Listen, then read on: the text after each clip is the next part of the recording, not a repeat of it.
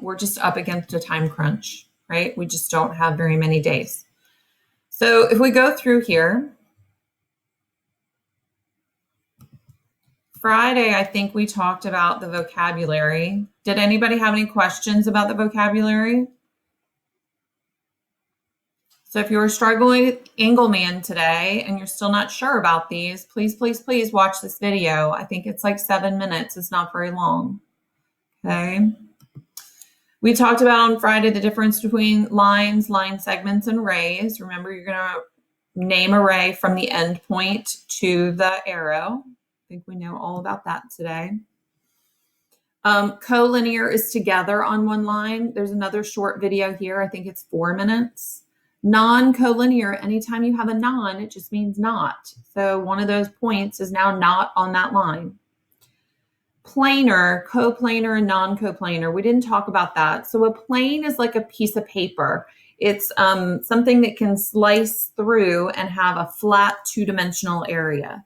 So if you are coplanar, you are together on one plane. If you are non-coplanar, you are not on one plane, right? So if we were sitting all together in the same room, we would be all on the same plane because our feet would all be touching the floor. I used to have a class that was so many students, it was almost 40 students. My co-teacher and I decided we were going to hang hammocks from the ceiling because there was not enough surface area on the plane of the floor for everyone. We were like, we got to go non-coplanar and hang people from the ceiling. We didn't really do that, but we did think about it quite a lot. Funny story. Stop me if I'm going too fast, okay? Parallel lines. So we know the symbol for parallel lines, right? Everybody should have that. Parallel is that, like, I think of them as football goalposts, right? And then we've got the perpendicular. Perpendicular means they meet at 90-degree angles. So the symbol kind of looks like it forms two 90-degree angles. We're going to talk about bisectors today. So two lines that intersect, cross each other, but a segment or a plane that intersects something in the middle, cutting it into two pieces, that's going to be a bisector. And then a ray that divides angles into two equal parts is an angle bisector. So an angle bisector cuts an angle into two equal pieces, like those two 45-degree pieces of the right angle that we saw. Or a segment bisector cuts two segments in half. And notice that we've got those little tick marks, right? Those tick marks mean that they're congruent. If I put my arrows up here in the parallel lines, those arrows mean that they're parallel. The tick marks mean that they're congruent, right? The tick marks mean they're congruent. And that's kind of a distinction. We all good with that? I'm trusting that you're going to speak up, guys. I know you've missed me. True or false? If two lines intersect, then they are perpendicular. Is that true or is that false? Yeah, it's true. Yeah? Why false? Defend yourselves. Because if two lines intersect, they could not be perpendicular. They might not be perpendicular. So if we rewrite this in some of our logic law ways, right? If two lines intersect, then they're perpendicular. So the converse of that is 100% true. If they're perpendicular, they intersect. But just because they intersect doesn't mean they're perpendicular. I could have two congruent acute angles and then two congruent obtuse angles. Okay, and you're going to kind of look at that tomorrow with some angle relationships. So it is kind of tricky. Be careful. What about the underneath part? If two lines are perpendicular, then the two lines intersect. Well, that's what I just wrote up here. If they're perpendicular, they intersect at a right angle. That's the definition of perpendicular lines. So this one, for sure, if they are perpendicular, then they must intersect. That is 100% true. But they're kind of the converse of each other. So we got to read carefully. This was our part plus the part equals the total, right? So if you didn't do segment addition or those purple slides today were tough, put a note next to your segment addition that we were talking about and come back and watch this video. I think it's like 10 or 11 minutes, but it's well worth your time. So this is where we get the part plus the part equals the total, right? If I have 25 cents and I add 75 cents to it, I've got $1, right? If I walk a mile to the rec and then 2 miles to my friend's house, then I've walked 3 miles. The part plus the part equals the total. And it works every time. Okay. So down here, we've got the part plus the part equals the total. The part plus the part equals the total. If we're trying to find the part, then we can subtract. The total minus one of the parts equals the other part. And if we've got algebra, we just need to do the same thing. The part plus the part equals the total. So you set up your equation, 2x plus 7x minus 2 equals 25. Combine your like terms and solve. Guys, I know you've been out of algebra for a while, so if you need help with the algebra part of it, come to office hours. If you need part with the geometry part of it, come to office hours. There's lots of ways to get help, okay? There's no need to stress and struggle, I promise. All right, so moving right along. Slide number 9 is midpoint. We already talked about that. If you're unsure about how to do that, and it does have the x1 plus x2 divided by 2 and the y1 plus y2 divided by 2, you want to make sure that your x1 and your y1 are in the same ordered pair. And then your x2 and your y2 are in the same ordered pair. Getting these x's and y's and keeping the pluses and minuses straight is definitely the hardest part. And the struggle is real. Like, I make little tiny mistakes all the time because I'll be honest, I'm a big picture girl. I'm not I could never be an accountant. I'd make too many little mistakes. Okay, but there are some examples here. And this is your math space 2.2. The other side of that midpoint thing is finding the end point. And this is where you have to read super carefully.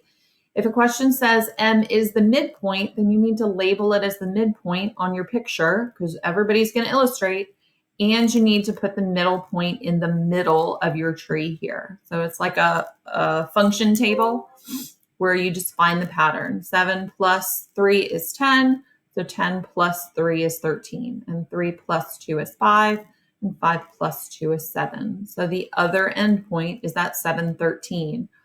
Always go back and make sure that makes sense. So if I put 713, ooh, hello.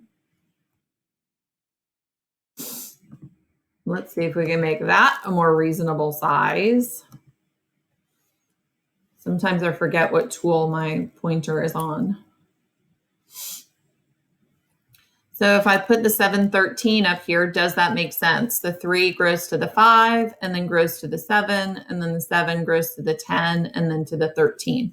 That makes a lot of sense. So voila.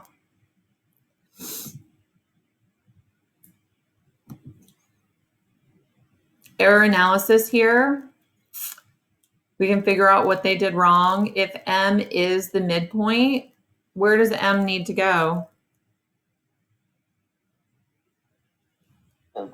In the middle, yeah. So M has to go in the middle. And I know a lot of you are like, Ms. D, we get it. Middle, middle, middle, middle. I swear to you, everybody is going to make this mistake at least once. And you're going to put the -2,9 on the top because it came first, and the 4,7 in the middle because it came second. And you're going to look for the third thing, and you're going to answer the wrong question, right? The middle point has to go in the middle. And then you just find your pattern. Down here, what they do wrong. X, Y, and Z are collinear, and Z is the midpoint of X, Y. So there's no picture. I need to draw a picture. I've got X, Y, and Z is the midpoint. So X, Y, and Z is the midpoint. Find the coordinates of Y. So I'm finding the coordinates of Y. If X is -5, 3, and Z is 7, -7. So this is finding the midpoint, and I want to find the other endpoint. So I need to make that table again, right? And the middle point, Z is the midpoint. Z has to go in the middle. And notice they give it to you last. These question designers are intentionally tricky. I don't know why they're so intentionally tricky. Life is not this complicated, but they need to make geometry extra hard. So please, please, please read carefully. I'll be the first one to admit I hate reading. I shouldn't say that out loud to students, but I do everything I can to avoid doing it. When I have to, I do it, but okay. So that brings us to distance. I really don't want to talk about the vertical and the horizontal. You just count, right? But you want to count the jumps, not the lines. Notice that going from -3 to +3 is 7 vertical lines because you count that 0 of the y-axis, but it's 6 jumps. So you want to count the jumps, right? Pythagorean theorem and distance formula are incredibly related, right? So down here, Pythagorean theorem and distance formula are incredibly related. If I make this triangle, so I take this bottom point and I go straight over, and I have to follow the lines to make perpendicular lines, right? And I go straight down from here, I've made a right triangle. This is A and this is B. So a squared plus b squared equals c squared. Hopefully you remember this from both 7th and 8th grade. I don't know how much you do it in algebra. I haven't taught algebra in a while. Okay. So you can 100% find the horizontal distance and find the vertical distance and then use Pythagorean theorem. Or you can do x minus x. Guys, this is my A. All I did was take 4 minus 2 and get 6. And this is my B. All I did was take -4 minus 5 and get 9. So the x minus x is your A, and the y minus y is your B. And then we take the square root, because at the end of Pythagorean theorem, you've got to take the square root of a squared plus b squared in order to give you C. That's the final step of Pythagorean theorem. Okay. Again, if you are unsure about distance formula, I encourage you to watch the videos, okay? The videos, I took a long time to put the videos in the assignments, and Ms. Kimbrough put videos right in here for us. So lots of video notes. I know that's not the most fun and exciting way to learn, but that's kind of where we're at least until next week when we can get some FaceTime. So more practice here, Pythagorean theorem and making those right triangles and using the distance formula. They're all kind of work the exact same way. Make sure, like we talked about in the warm-up, that you're doing the x and the y and the x and the y. So if you start with the 1 or you end with the 1, you've got to end with the 6. If you start with the 0, you've got to start with the 7. Okay, and then be careful about your signs. Minusing a negative or subtracting a negative makes a positive. And any number, negative number squared, is going to turn positive. These are where you're going to make sign mistakes if you're going to make them. Okay. Questions on any of that? This is your time. Take a big stretch. Oh, that was so much. Vocabulary, segment addition, distance, midpoint, slope. Okay. Let's start in with today's stuff, which is bisector notes. Okay. We've already done segment addition. So the part plus the part equals the total. On your paper, write bisector. Bisector means to cut in half. Bisector means to cut in half. Okay, it divides an angle in exactly 2 equal pieces. So if I have a segment bisector, that means my 2 segments are going to be congruent, and I can put little tick marks in them, right? So QP is going to be congruent to PR. Those 2 things can be equal, so I set them equal to each other. Okay.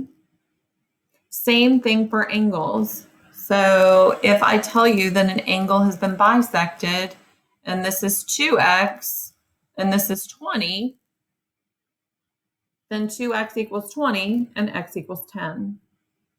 That whole angle is 40. So we can kind of do the half equals the half, half equals the half, or 2 halves equal the total, right? So down here, those are your two equations that you're going to use. The half equals the half, 2x equals 20, or 2 halves equal the total. 20 plus 20 equals 40. So take a break from this for a second. Let's go. I know this is your favorite place to go, and I mean that sarcastically because I know it's not. Go over to ClassLink, right? The easiest way, and a lot of people have been asking me about Clever because you used Clever last year and in middle school. Clever is no longer a thing. It's being phased out. So we've been asked to only use the ClassLink Launchpad. So if you don't have it linked to your toolbar, you can click on that little star and it will link it to your Google toolbar and it'll be super easy to find. But you want to go to IXL. And remember, try to go to that green one. And we're going to do GC5. So geometry C5. We're going to talk about some angle bisectors and see if we can make it make sense. Hopefully you guys can do it at the same time that that I'm doing it. And yes, there are videos for this lesson. So if you need to go have something else you need to do or need to come back and revisit it, you can do that. And I'll actually post this video because Screencastify lets me record. So if I know this left half is 60 and this right half is 60, then the total, what is the measure of the original angle, is 120. But you've got to read these words. An angle is bisected, forming two new angles. Each new angle is 60 degrees. What is the measure of the original angle? So it's been bisected, been cut in half. If an angle measuring 8 degrees is bisected, that means 8 is this total, right? So 8 is that total length. What is the size of each new angle? Here I've got the total and I need to divide it by 2. Concept's not that hard, but sometimes it takes a minute because you got to read the words and figure out what they're asking. An angle is bisected, forming two new angles. Each angle has a measure of 16. What is the original angle? So if this piece is 16 and this piece is 16, then the whole thing is going to be 32. Right? I'm going to stop sharing for a minute so that you guys can do yours. When you get to a point where you're frustrated, let me know and I'll share my screen again and we'll talk about it. If you're done with it, you can go on to the quiz that is in the folder, in today's folder, if you're already done with this. But don't leave because I do want to talk about some constructions in about 5 minutes. I just want to give everybody time to do this.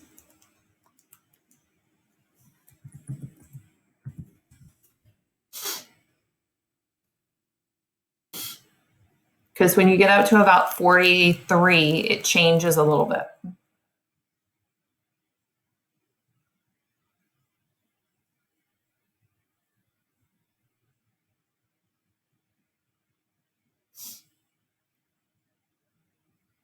Office hours are going to be today from 2 to 3.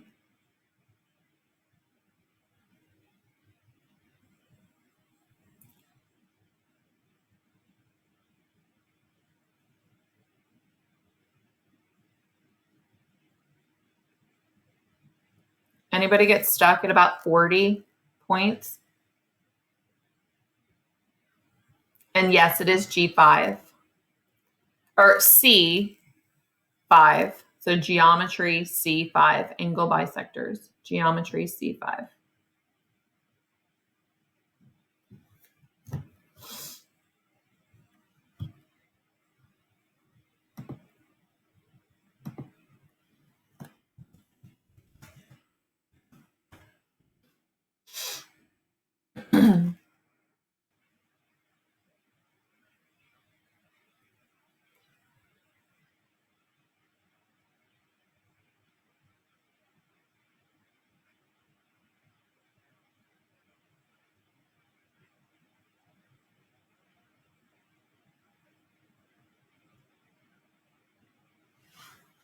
So hopefully everybody's navigated over. Mine starts looking a little different when I get to about 45.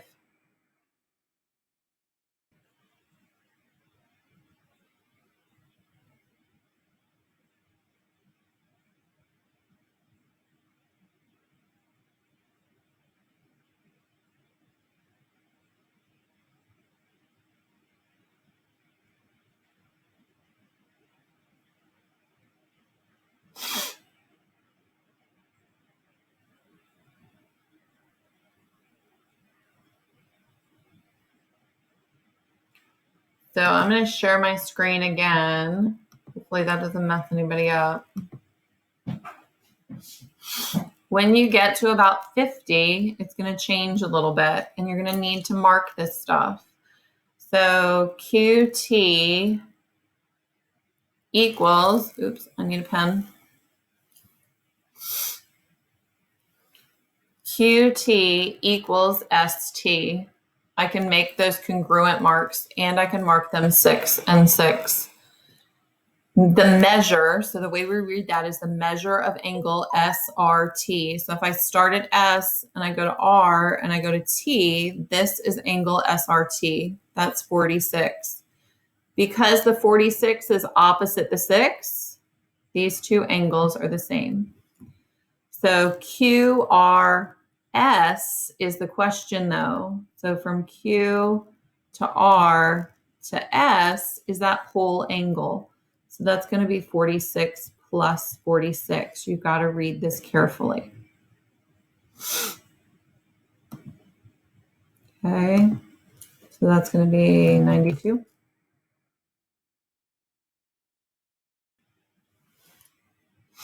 Here, same thing. You want to take some time to label your stuff. The measure of angle QRT, that means they're going to give me a number. If there's a little M in front, they're going to give me a number. So from Q to R to T is 37 degrees. And then from S to R to T, S to R to T, that's also 37 degrees. That means angle R has been bisected. If ST is 6, what is QT? Well, those angles are opposite those sides of the triangles, so they are also 6.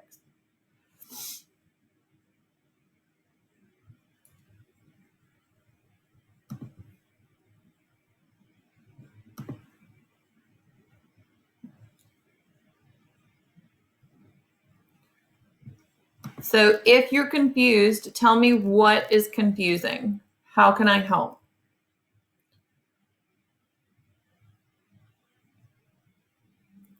Are we confused about naming angles? Are we confused about where we are? Are we confused about what?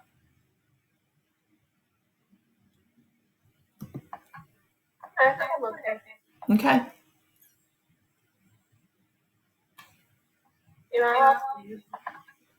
Say it again. I prefer you not leave yet. So if there are no questions about IXL, what I'd like to do is go back to this unit folder for today. Okay. So everybody should have done the vocabulary basics. You had President's Day off. Line segments, distance, and segment addition was tough. This day was huge. If you have not completed it, send me a message if you need me to open something back up. But you should have plenty of IXL practice in here, probably more than you could ever want to do. You guys are going to hate IXL. Yesterday was points and midpoints. So everybody should have done that. I have not looked at it. So I'm trusting you guys to tell me if you had questions. Today is angles and angle bisectors. So believe it or not, we've already done most of this. We've already done this review warm-up. If you open up this 2.5, the only thing left in here, because we did the bisector notes, they were very short, there is a video here, and I will post today's video here as well. If you get stuck on the IXL C5, there is video here to explain the video, or the C5, okay? Math Space. There is a Math Space help video. Do we want to go look at Math Space? What frustrations do we have about Math Space? And no, you don't ever have to reach, well, you very infrequently have to reach 100. I would love it if you could get 80 on this one. What frustrations do we have about Math Space? Because I'd like to talk about Math Space for a minute.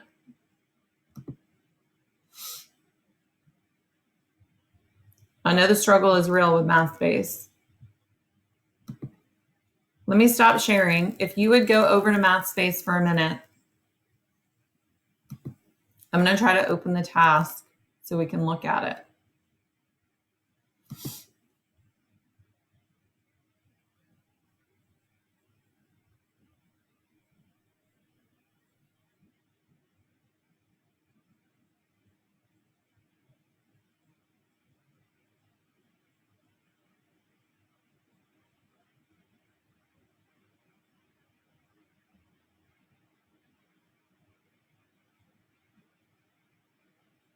Or maybe they're